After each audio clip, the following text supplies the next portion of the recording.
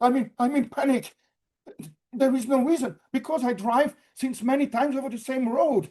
I try to calm myself, but it doesn't work. Why?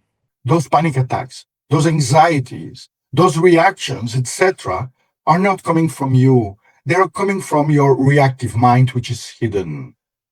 Now, the more you try positive thinking, the more you try to logically explain the things, the more you try other techniques to master this reactive mind, the more you fail, because this reactive mind is very strong and is hidden. However, there is hope. There is a positive technique which helps you to get rid of this reactive mind. But before explaining you this, I have to explain you how the mind works.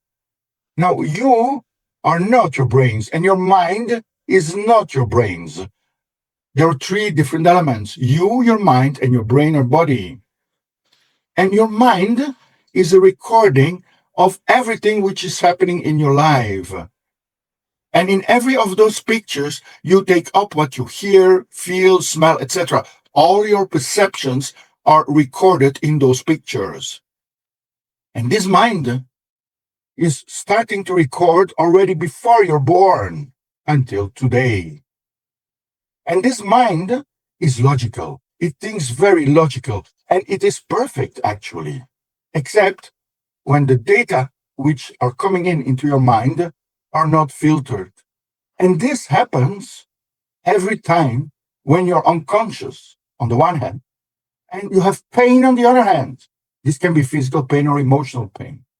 Now, when a person is unconscious, well, this can be under hypnosis, narcose, accident, birth, severe illnesses, drugs, etc. Every time you are partially or full unconscious, and at the same time there is an emotional or a physical pain, there is something which happens in your mind. Your analytical mind, which is perfect, stops working, and your reactive mind takes over. And in this reactive mind, those moments of pain and unconsciousness are recorded, and we call those recordings engrams, because they have to do also with your cells of your body. It's a medical term. So an engram is a moment of pain, physical or emotional, and unconsciousness, half or full unconsciousness. And all those engrams are recorded in your reactive mind. And this reactive mind does not think logically. It thinks everything is the same as everything else. So A equals A equals A equals A. And later on, when you see something similar than the moment you were unconscious and you had pain, at that moment, your reactive mind takes over again.